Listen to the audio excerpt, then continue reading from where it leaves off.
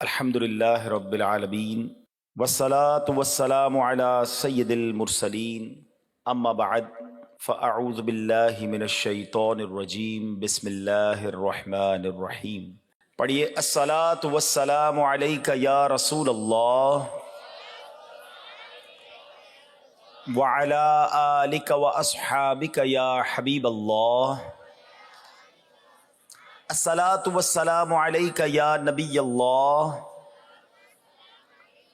وعلی آلک واصحابک یا نور اللہ۔ درود پاک پڑھنے کے بے شمار فضائل و برکات ہیں، بہت ساری احادیث فضائل درود میں ملتی ہیں، مگر آج جو میں حدیث آپ کے سامنے پیش کرنے جا رہا ہوں یہ وہ حدیث ہے کہ ایسا لگتا ہے کہ جو اس وقت سینیریو ہے، اس وقت حالات ہیں، لوگ جس پرابلمز میں ہیں، بہت شاندار اس حدیث میں سولوشن عطا کیا گیا۔ سرکار دو عالم صلی اللہ تعالیٰ علیہ وسلم کا فرمان عالی شان ہے، جس کا مضمون ہے کہ تم میں سے جو شخص کسی پریشانی میں ہو، مصیبت میں ہو، اس کو چاہیے کہ مجھ پر کثرت سے درود پڑھے، کہ مجھ پر کثرت سے درود پڑھنا مصیبتوں اور پریشانیوں کو لے جاتا ہے۔ یعنی سبحان اللہ، it means there is a solution for our all problems, کہ ہم ایبنڈنٹلی کثرت سے درود پاک پڑھ لیں۔ سولوشن موجود ہے مگر ہم اس سولوشن کی طرف جاتے نہیں ہیں۔ اگر میں اس طرف سے شروع کروں اور باری باری اگر کوئی ڈائری اور پین ہم چلائیں کہ جناب اپنے اپنے ذرا پرابلمز لکھیں، تو تھوڑی دیر بعد کوئی صاحب آئیں گے، کہیں گے ڈائری فل ہو گئی ہے، ایک اور ڈائری دے دیں، اتنے پرابلمز ہیں۔ یعنی سب کے ساتھ مسائل ہیں، کوئی نہ کوئی ایشو ہے، مگر جو سولوشن ہے، پہلا سولوشن کیا ہے کہ اللہ کی بارگاہ میں دعا کریں۔ رب خود قرآن میں فرماتا ہے ادعونی استجب لکم، مجھ سے دعا کرو میں عطا کروں گا۔ دوسرا سولوشن کیا ہے کہ کثرت سے درود پاک پڑھیں۔ نہ دعا کر رہے ہیں نہ درود پڑھ رہے ہیں، دنیا بھر کے پاس جا رہے ہیں اپنے پرابلمز کے لیے، کہیں ادھر سورس لگا لوں، کہیں ادھر بندہ کوئی ڈھونڈ لوں، کبھی اپنی فائل ادھر موو کروا لوں، مگر جہاں سے مسئلہ حل ہونا ہے اس طرف ہمارا رجوع نہیں ہے۔ اور یقین جانے یہ ماہ رمضان، سبحان اللہ، یہ اتنی بڑی آفر ہے۔ کاروباری لوگ بیٹھے ہیں، ہم نارملی کہتے ہیں یار کوئی آفر ہو، کوئی اسکیم ہو تو بتائیں۔ یہ تو شاندار آفر ہے کہ سبحان اللہ، رمضان کی راتوں میں رحمت کا ندا دینے والا فرشتہ یہ ندا دیتا ہے کوئی مانگنے والا کہ اس کی دعا قبول کی جائے، ہے کوئی سوالی کہ اس کا سوال پورا کیا جائے۔ یعنی ان راتوں میں اس وقت ہم بیٹھے ہیں نا، آسمان سے یہ آوازیں لگ رہی ہوں گی کہ ہے کوئی مانگنے والا، ہے کوئی سوالی، تو یہ راتیں تو مانگنے کی ہیں، دل کھول کے اللہ سے مانگے نا۔ مگر دعا میں بہت زیادہ سستی ہے۔ اے میرے پیارے اسلامی بھائیوں، نبی پاک قدم قدم پر دعائیں کیا کرتے تھے۔ پیارے آقا کتنی دعا کرتے تھے آپ سب کو معلوم ہے، لیکن شاید توجہ نہیں ہوگی، مگر میں توجہ دلاؤں گا تو آپ کو اندازہ ہو جائے گا کہ اس قدر دعائیں کرتے تھے۔ آپ نے سنا ہوگا گھر میں داخل ہونے کی دعا، گھر سے باہر نکلنے کی دعا، کھانا کھانے سے پہلے کی دعا، کھانا کھانے کے بعد کی دعا، پانی پینے سے پہلے کی دعا، پانی پینے کے بعد کی دعا، آئینہ دیکھنے کی دعا، سرما لگانے کی دعا، ایون آپ واش روم میں جا رہے ہیں اس سے پہلے دعا، اللہ نے آپ کو فراغت نصیب کر دی، باہر نکل کر پھر شکر ادا کریں، سونے سے پہلے کی دعا، جاگنے کے بعد کی دعا۔ آپ اگر ان دعاؤں کو دیکھیں تو یہ کیا ہے؟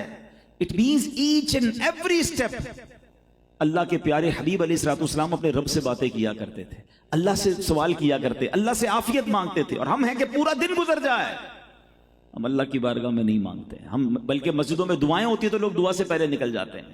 تو یہ راتیں عبادت میں گزاریے۔ آج میں نے جس ٹاپک پر بیان کرنا ہے یہ قرآنی واقعہ بھی ہے اور one of the historical event in the history of Islam بھی ہے، اور وہ 17 رمضان کو جو غزوہ بدر ہوا، جس کو یوم الفرقان کہا جاتا ہے۔ یہ ایک ایسا غزوہ ہے، اس کو جتنی بار پڑھیں، جتنی بار سمجھیں، عقل حیران ہو جاتی ہے کہ سبحان اللہ، اللہ نے ان صحابہ کو جذبہ کیسا دیا، اور پھر اس کے بعد اللہ نے ان کی مدد بھی کیسے فرمائی۔ اصحاب بدر کا مقام کتنا بڑا تھا، اصحاب بدر کو اللہ کریم نے کیسا عروج عطا فرمایا۔ مگر اس سے پہلے یہ سمجھنا ہوگا اس وقت سینیریو کیا تھا۔ یاد رہے کہ غزوہ بدر ہوا 2 ہجری کو، ابھی مسلمان مکے سے مدینے پہنچے تھے، سیٹل ڈاؤن بھی نہیں ہوئے تھے۔ اور یاد رہے کہ مکے سے وہ کیسے پہنچے تھے؟ ایمٹی ہینڈڈ، کاروبار بھی چھوڑنا پڑا، پراپرٹیز بھی چھوڑنی پڑی، گھر بھی چھوڑنا پڑا۔ نبی پاک خود 53 سال مکے میں رہے تھے، بچپن وہاں گزرا، میرے آقا کی جوانی وہاں، نبی پاک کا کاروبار، نبی پاک کا واٹ ایور سارا کچھ وہی تھا۔ مگر سب کچھ چھوڑ کر صحابہ اور پیارے آقا کو ہجرت کرنی پڑی۔ آج بھی دنیا میں لوگ مائیگریٹ ہوتے ہیں، کچھ لوگ یہاں سے امریکہ چلے جاتے ہیں، یو کے چلے جاتے ہیں، یو اے چلے جاتے ہیں، لیکن وہ نارمل حالات میں جاتے ہیں، اپنا سب کچھ بیچ کر جاتے ہیں، اپنا سرمایہ موو کرتے ہیں، یا یہاں بھی پراپرٹی رکھتے ہیں، وہاں بھی ہوتا ہے۔ یہ مائیگریشن وہ والی نہیں تھی کہ کوئی ارادتاً ہوئی تھی، یہ تو سڈنلی ہوئی تھی، ظلم کے ساتھ ہوئی تھی، اور ایسی مائیگریشن تھی کہ سفر میں بھی ڈر تھا کہ کہیں راستے میں کفار جو ہے وہ شہید نہ کر دیں اور گرفتار نہ کر لیں۔ تو یہ بڑا ہی سمجھے کہ اس طرح بھی پہنچے تھے، لیکن ان ظالموں کو صبر نہیں آ رہا تھا کہ یہ مدینہ پاک پہنچ گئے ہیں اور وہاں جا کر اگر یہ مضبوط ہو جائیں گے تو اسلام اور آگے بڑھ جائے گا۔ تو انہوں نے پلان کیا کہ ایک ہی باری ایسا حملہ کرنا ہے کہ اسلام کو صفائے ہستی سے مٹا دینا ہے۔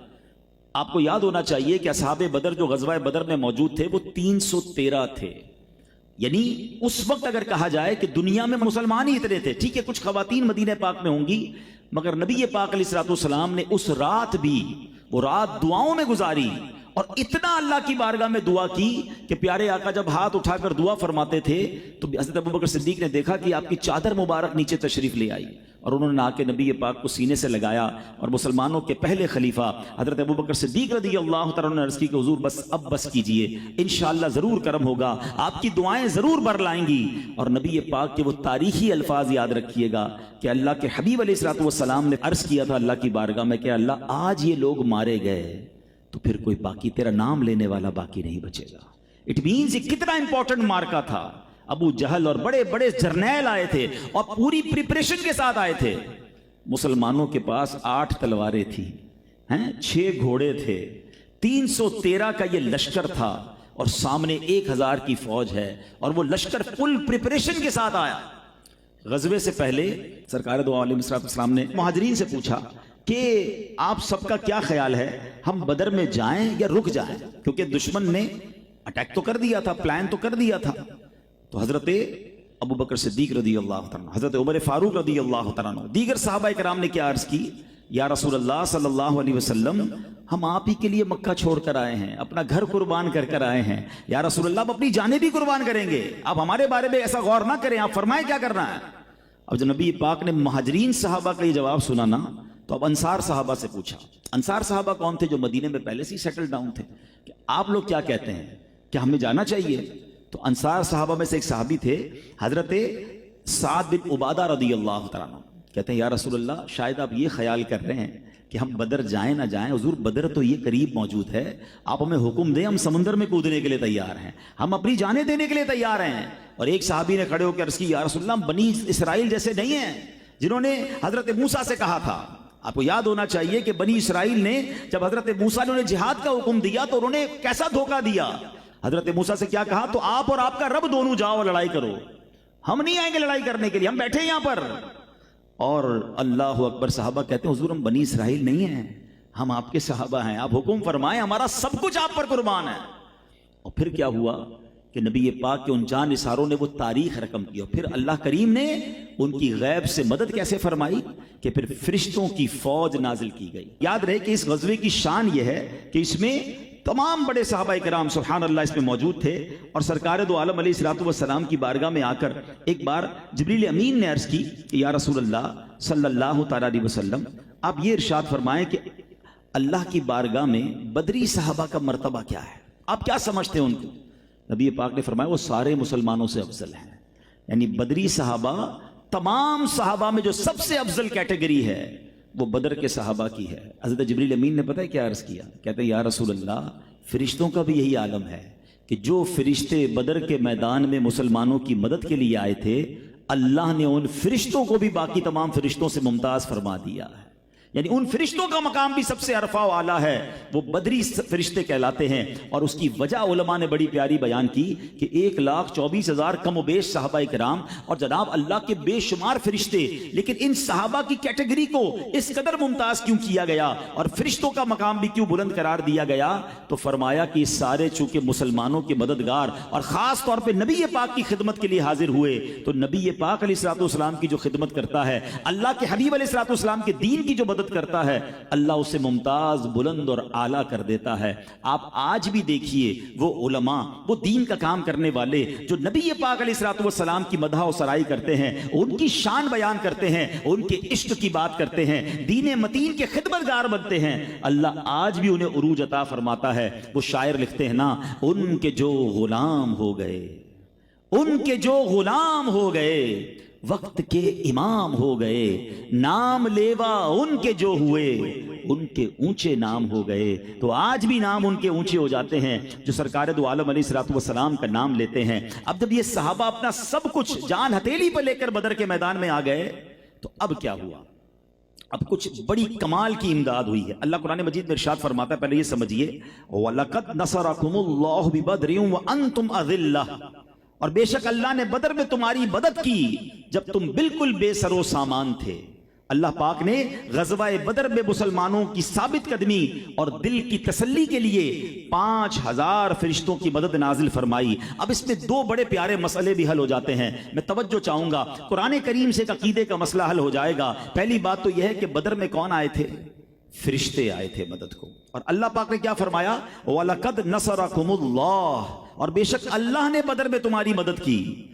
یعنی فرشتے مدد کو آئے تھے، مگر اللہ فرماتا یہ مدد فرشتوں کی نہیں، یہ مدد اللہ کی تھی۔ تو پتہ چلا کہ اللہ پاک کے بندوں کی مدد کرنا اصل میں اللہ پاک ہی کی مدد ہے۔ اور سبحان اللہ، یہ فرشتے کون ہیں؟ قرآن فرماتا ہے عباد مکرمون، فرشتے عزت والے بندے ہیں۔ تو پتہ چلا اللہ پاک کا بندہ مدد فرمائے، جب ان کی مدد اللہ پاک کی مدد ہے، تو جو اللہ پاک کے دوست ہیں جب وہ مدد فرمائیں تو وہ مدد اللہ کی مدد کیوں نہ ہوگی؟ اور دوست کون ہیں؟ اللہ قرآن میں فرماتا ہے الا ان اولیاء اللہ، سن لو بے شک اللہ کے اولیاء، ولی کہتے ہیں دوست کو۔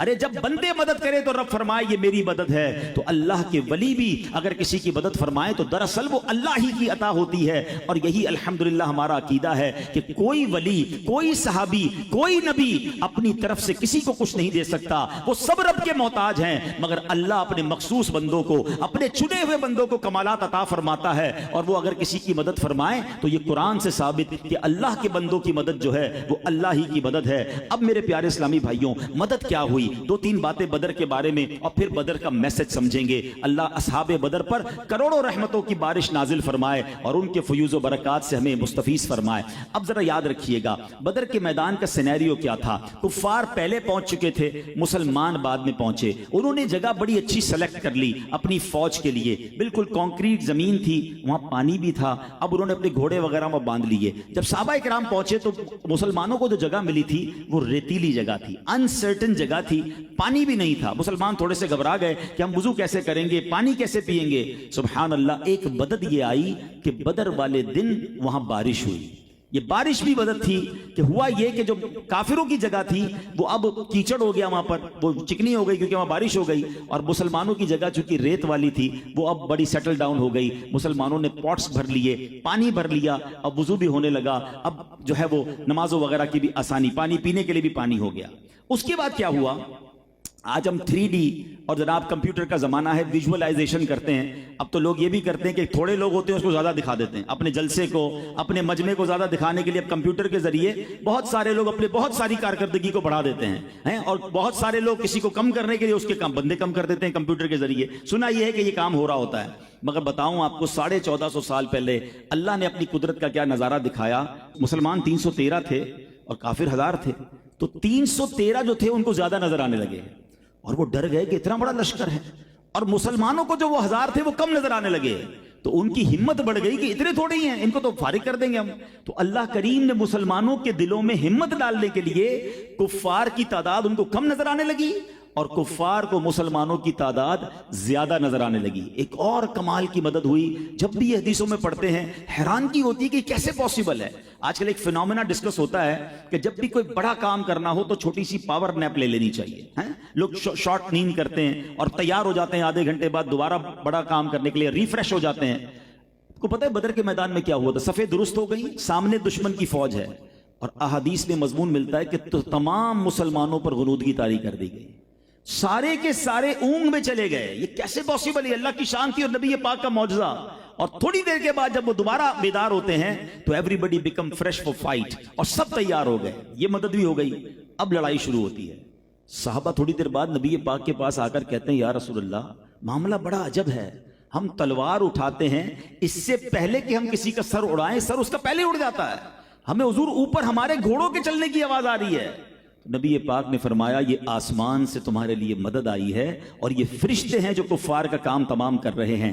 دراصل یہ جو باجرہ ہے نا، یہ یوم الفرقان ڈیسائیڈنگ مومنٹ کیوں کہا جاتا ہے؟ اس دن کفار کو لگ پتا گیا کہ اسلام کو مٹانے کی جب بھی کوشش کی جائے گی، جب اللہ ان کی مدد فرماتا ہے پھر ہم بے بس ہو جاتے ہیں. ابو جہل مارا گیا، عتبہ مارا گیا، شیبہ مارا گیا، بڑے بڑے ان کے جرنیل جو گستاخان رسول تھے وہ سب مارے گئے. اور ایک خوف بیٹھ گیا ان میں کہ ان سے کیسے لڑیں، یہ تو تلوار بعد میں اٹھاتے ہیں، پہلے کوئی آسمانی تلوار آ کر ہمارا سر قلم کر رہی ہے. اور بڑی تعداد میں کفار مارے بھی گئے اور جناب بھاگ گئے. یہ اسلام کی تاریخ کے دو واقعات یاد رکھیے گا جس میں اللہ نے ایک بڑا زبردست میسج دنیا کو دیا، تمام دیار کفر کو یہ میسج دیا. ایک اصحاب فیل کا واقعہ کہ جب کعبے کو گرانے وہ آئے تھے تو اللہ نے ابابیل کے لشکر کے ذریعے، چھوٹے چھوٹے کنکروں کے ذریعے، بڑے بڑے ہاتھیوں کے پرخچے اڑا کے بتا دیا کہ جب رب کے گھر کی طرف میلی نظر کرو گے تو اللہ پھر جب مدد کرتا ہے، اللہ جب بدلہ لیتا ہے تو ظالم کو موقع نہیں ملتا. اور بدر کے میدان میں جو فرشتے بھیجے گئے، یہ دو واقعات رہتی دنیا کے لیے سبق ہیں.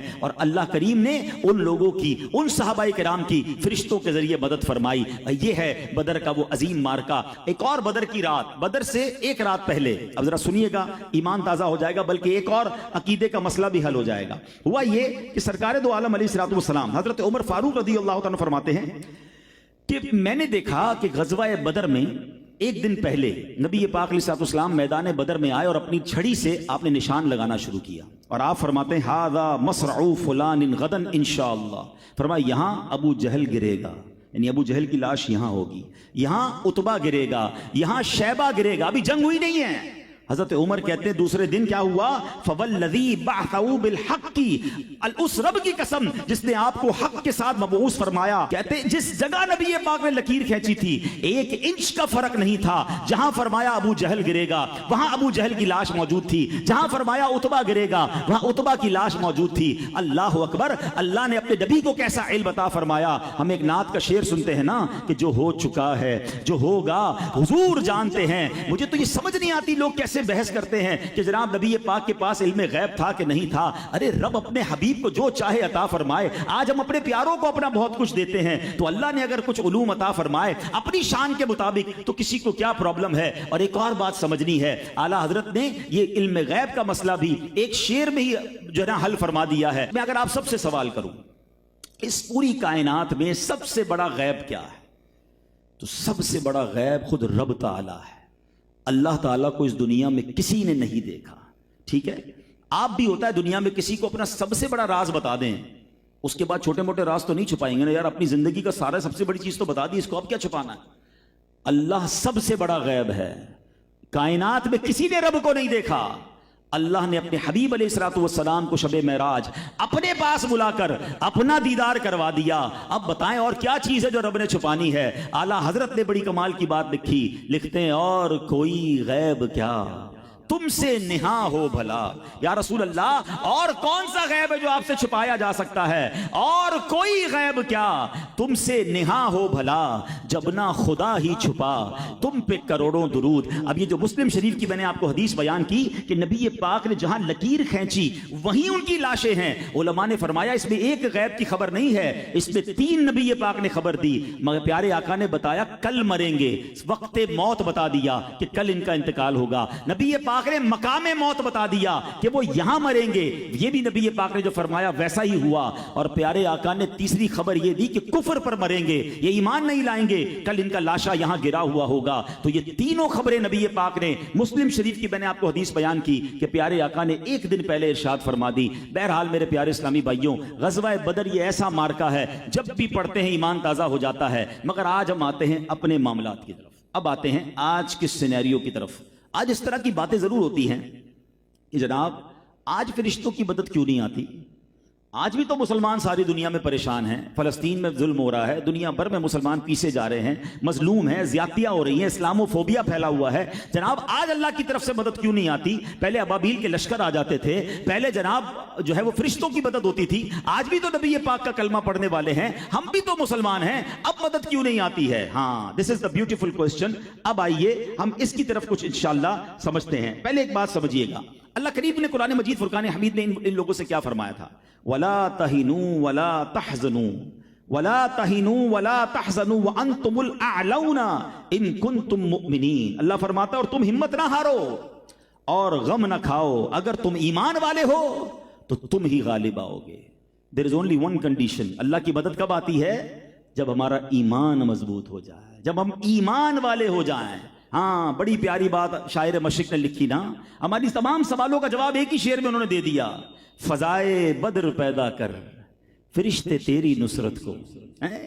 There is a one condition، وہ فضا بھی تو پیدا کرے نا، وہ بدر والا ماحول بھی تو بنائیں کہ نبی پاک پوچھ رہے ہیں کیا کرنا ہے، کہتے ہیں حضور ہم آپ کے ساتھ ہیں، ہم اپنی سب کچھ قربان کرنے کے لیے تیار ہیں۔ انہوں نے اس لشکر کے معاملات کو نہیں دیکھا، اپنے پاس سامان کی کمی کو نہ دیکھا، وہ نبی پاک کے ساتھ تیار ہو گئے۔ شاعر مشرق لکھتے ہیں فضائے بدر پیدا کر فرشتے تیری نصرت کو، اتر سکتے ہیں گردوں سے کتار اندر کتار، اب بھی آج بھی فرشتے مدد کو آ سکتے ہیں اگر وہ فضائے بدر پیدا ہو جائے، وہ ایمان پیدا ہو جائے، آج بھی ہمارے لیے بڑے بڑے مسئلے حل ہو سکتے ہیں۔ پرابلم یہ ہے وہ ایمان نہیں ہے۔ اب ہمارے ایمان کا پتہ ہے حال کیا ہے؟ ہمارے ایمان کا تو یہ حال ہے، لوگ کہتے ہیں جناب جھوٹ نہیں بولیں گے نا تو کاروبار کیسے چلے گا؟ ساری مارکیٹ جھوٹ بولتی ہے، ہم سچ بولیں گے تو ہمارا سودا ہی نہیں بکے گا۔ حضرت ملاوٹ نہیں کریں گے تو ملاوٹ سبھی کر رہے ہیں، ہمیں بھی تھوڑا بہت ڈاج کرنا پڑتا ہے۔ سود پر کاروبار اگر ہم چھوڑ دیں گے تو ساری فیکٹری بیچنی پڑ جائے گی، ہمارا تو سارا امپائر ہی جناب اس پہ کھڑا ہوا ہے۔ یہ ایمان کا لیول ہے کہ ہم اپنے کسی حرام کام کو چھوڑنے کے لیے اس بات پر بھروسہ نہیں کر رہے ہوتے کہ جناب اللہ کی مدد آئے گی، میں رب پر بھروسہ کروں یا اپنے اسباب پر بھروسہ کروں۔ لوگ اپنی دکان چھوڑ کر نماز پڑھنے نہیں جاتے کہ نماز کے لیے جاؤں گا تو گاہک چلے جائیں گے۔ ارے پھر ایمان کدھر گیا؟ پھر اللہ پر بھروسہ کدھر گیا؟ وہ صحابہ تو وہ ہیں اپنا سب کچھ قربان کر دیں۔ اہل بیت نے کربلا کے میدان میں کیا کیا؟ نواسہ رسول نے یہ نہ سوچا کہ آج یزید کے سامنے میرا پورا خاندان چلا جائے گا، میری نسلوں کا کیا ہوگا، میرے بچوں کا کیا ہوگا، میرے بعد گھر کی خواتین کا کیا ہوگا۔ اللہ اکبر، اپنا سر کٹا دیا مگر اسلام کے پرچم کو بلند کیا۔ مگر آج ہم پنجتن پاک کی غلامی کا دعویٰ بھی کریں، ہم صحابہ کرام سے محبت کا دعویٰ بھی کریں، مگر جب ہم پر بات آتی ہے تو ہم کہتے ہیں یار گھر بار کو بھی تو دیکھنا ہے نا، کاروبار کو بھی تو دیکھنا ہے۔ ارے زمانے کے ساتھ چلنا ہوتا ہے، کس نے کہا آپ زمانے کو نہ دیکھیں، کس نے کہا آپ کاروبار کو نہ دیکھیں، مگر حرام تو چھوڑنا ہوگا نا۔ یہ ایمان تو لانا ہوگا کہ اسباب کچھ بھی نہیں ہے، اصل چیز میرا رب ہے، اس کی قدرت ہے، وہ چاہے گا تو یہ اسباب مدد کریں گے۔ ہم اور آپ سوچتے ہیں اس مارکیٹ میں دکان ملی نا تو کاروبار چلے گا، یہاں پلازا بنا لیا تو مال بک جائے گا، جناب اس ملک کا پاسپورٹ مل گیا تو میں جناب ترقی کر جاؤں گا۔ ایک بات یاد کر لیں، آپ ہر چیز کر لیں، اگر رب نے نہیں چاہنا تو اس دکان نے نہیں چلنا ہے، اس پاسپورٹ نے آپ کو مدد نہیں کرنی ہے، اس پیسے نے آپ کی مدد نہیں کرنی ہے۔ میں اس کو ایک اور انداز سے آپ کو سمجھاتا ہوں۔ لوگ اسباب کی طرف توجہ کرتے ہیں نا، یار یہ چیز ہونی چاہیے۔ میں اب آپ کو اپنی باڈی پارٹس بتاتا ہوں۔ ہماری باڈی میں پارٹس ایگزسٹ کرتے ہیں۔ ہاتھ، لوگ کہتے ہیں ہاتھ ہے تو بڑے کام کی چیز ہے، آنکھیں ہیں بڑی کام کی چیز ہے، کان ہے تو میں سن رہا ہوں، پیر ہے تو میں چل رہا ہوں۔ یہ ہماری بھول ہے۔ ہاتھ ہوتے ہیں لیکن رب نہ چاہے تو یہ ہاتھ کام نہیں کرتے ہیں۔ آپ نے کئی ایسے ہاتھ والے دیکھے ہوں گے جن کا ہاتھ نہیں اٹھتا ہے، وہ ہاتھ گرپ نہیں کر رہا۔ ارے ایگزسٹ تو کر رہا ہے ہاتھ، باڈی میں ہاتھ تو تھا۔ It means part of the body is nothing. اس پارٹ میں، اس ہاتھ میں قوت رب نے دینی ہے۔ ہمارے ایک بہت اچھے دوست ہیں، ڈی ایچ اے میں رہتے ہیں، ان کے ساتھ ایک پرابلم ہوا، اور پرابلم یہ ہوا کہ ان کو سٹروک ہوا، اور سٹروک کے بعد میں ان سے ملنے گیا تو ماشاءاللہ کافی سیٹل ہو گئے تھے۔ میں نے کہا طبیعت کیسی ہے؟ کہتے طبیعت تو ٹھیک ہے مگر ایک پرابلم یہ ہو گیا ہے کہ میری ہینڈ رائٹنگ واپس نہیں آ رہی ہے، میں سائن نہیں کر پا رہا ہوں۔ آپ ذرا غور سے سنیے گا، میں خود حیران ہو گیا۔ میں نے کہا اس سے کیا پرابلم ہو رہا ہے آپ کو؟ کہتے سٹروک ہوا، ہاتھ کی ورزش کر کے اب ہاتھ موو تو کر رہا ہے مگر میں پین نہیں پکڑ پاتا تھا، اب پین پکڑی ہے تو میری ہینڈ رائٹنگ نہیں آ رہی ہے۔ تو میں نے کہا ہینڈ رائٹنگ سے کیا مسئلہ، آج کل تو کون ٹائپ کرتا ہے؟ کہتے میری چیک بک پہ سائن نہیں ہو رہی، اور میری فیکٹری میں سینکڑوں لوگ کام کرتے ہیں، مجھے سیلری دینی ہے۔ میں 1.5 ہفتے تک، 1 ہفتے تک سائن کی پریکٹس کرتا رہا، میری سائن نہیں بنی۔ میں بینک اپنی وائف کو لے کر گیا، آئی اسکین کے ذریعے، فنگر پرنٹ کے ذریعے میرا اکاؤنٹ پھر میں نے اپنی وائف کے نام ٹرانسفر کیا اور پھر اماؤنٹ باہر نکلی. میں سوچنے لگا یا اللہ میں نے اس نعمت پر تیرا کب شکر ادا کیا؟ میں نے کبھی شکر ادا کیا کہ میں پین پکڑتا ہوں، میری ایک سائن بھی ہے، میرے ہاتھوں میں گرپ بھی ہے. ہم کہتے ہاتھ ہے نا بس بہت ہے، نہیں، اس ہاتھ میں طاقت رب نے دینی ہے. آپ نے نابینا کو دیکھا ہوگا، آنکھیں لگی بھی ہوتی ہیں، آپ نے نابینا کو بغیر آنکھوں والا نہیں دیکھا ہوگا. آپ ہاتھ ہلاتے ہیں تو پتہ چلتا ہے بیچارہ دیکھ نہیں رہا. اس کا مطلب آنکھیں ہونا اور ہے، آنکھوں میں نور رب نے دینا ہے. کان والے ہوتے ہیں جو بہرے ہوتے ہیں، جو سن نہیں سکتے، ان کے کان لگے ہوئے ہوتے ہیں، part of the body is there. مگر اللہ نے جب اس کو سننے کی طاقت دینی ہے تو اس نے سننا ہے. جو گونگے ہوتے ہیں ان کی زبان کٹی بھی نہیں ہوتی، زبان لگی ہوتی ہے مگر آواز ہی نہیں نکلتی، عجیب و غریب آوازیں نکلتی، بیچارہ اشارے کرتا ہے. زبان کمال نہیں ہے، اس زبان میں بولنے کی طاقت رب نے دینی ہے.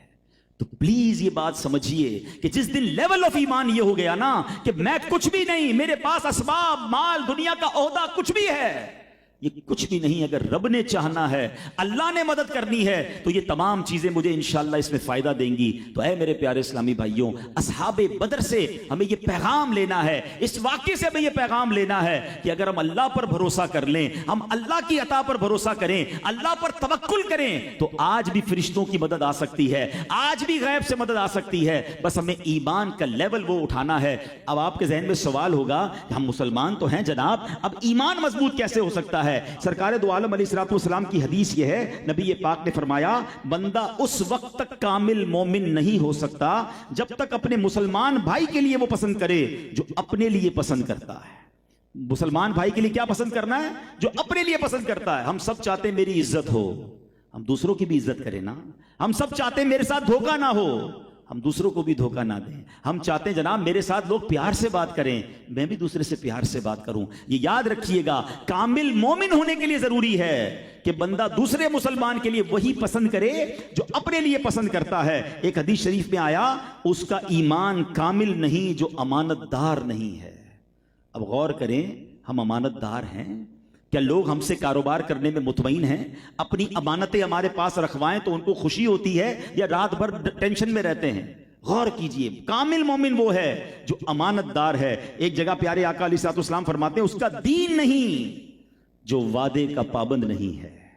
اب بتائیے، اب تو جملہ مشہور کر دیا گیا، وہ وعدہ ہی کیا جو وفا ہو جائے. ارے وعدہ ہوتا ہی وفا کرنے کے لیے، مسلمان تو وعدوں کا پابند ہوتا ہے. ایک واقعہ آپ کو سناؤں جس سے اندازہ ہوگا کہ اب مسلمانوں کا حال کیا ہو گیا ہے. مسلمان نے غیر مسلم کو قرضہ دیا اور اس کا ٹائم آ گیا، وہ پیسے مانگتا، وہ پیسے دیتا ہی نہیں تھا، پیسے مانگا، پیسے دیتا ہی نہیں ہے. اب اس نے کہا جب نہیں مانتا تو وہ ان کے پادری کے پاس چلا گیا کہ جناب میں نے آپ کے مذہب کے بندے کو پیسے دیے ہیں، مہربانی کریں مجھے پیسے نہیں دیتا. انہوں نے کہا میں ایک پرچی دیتا ہوں، جا کے اس کو دے دینا. انہوں نے پرچی لکھ کے دی، جا کر اس کو پرچی دی، اس نے فوراً پیسے نکال کے دے دیے. کہتا یار پیسے بعد میں لوں گا، پہلے بتاؤ پرچی پہ کیا لکھا ہے. مجھے تو کتنے مہینے ہو گئے پیسے مانگتے ہوئے جواب نہیں دیتے تھے، ایک پرچی پر پیسے دے دیے. بڑی بحث کی، پرچی نہیں دکھا رہا تھا، زبردستی اس سے پرچی لے کے دیکھی تو اس پادری نے پتہ کیا لکھا تھا کہ لگتا ہے تم مسلمان ہو گئے جو لوگوں کے پیسے ٹائم پہ نہیں دے رہے. اب بتائیں، ایک طرف تو نبی پاک ہمیں وعدوں کی پاسداری کا درس دیں اور آج ہم وعدوں کی پاسداری نہ کریں. ایمان ہے تو ایمان کو انہینس کرنا ہے. سرکار دو عالم علیہ الصلوۃ والسلام فرماتے مومن تانا دینے والا، لعنت کرنے والا، بیہودہ باتیں کرنے والا نہیں ہوتا. آقا فرماتے ہیں جس کے شر سے اس کا پڑوسی محفوظ نہ ہو وہ کامل مومن نہیں ہے. تو یہ چند باتیں یاد کر لیجئے کہ اخلاق اچھے کیجئے، مسلمانوں کے ساتھ اچھا برتاؤ کیجئے، اگر ماں باپ ناراض ہیں انہیں راضی کیجئے، رشتہ داروں میں دوریاں ہیں محبتیں بانٹیے، اور آئیے اپنے ایمان کو مضبوط کرتے ہیں. اللہ اصحاب بدر کے صدقے ہمارے ایمانوں کو مضبوط فرمائے، ان کے صدقے ہم پر اپنی رحمتوں کی بارش نازل فرمائے. صلو علی الحبیب صلی اللہ تعالی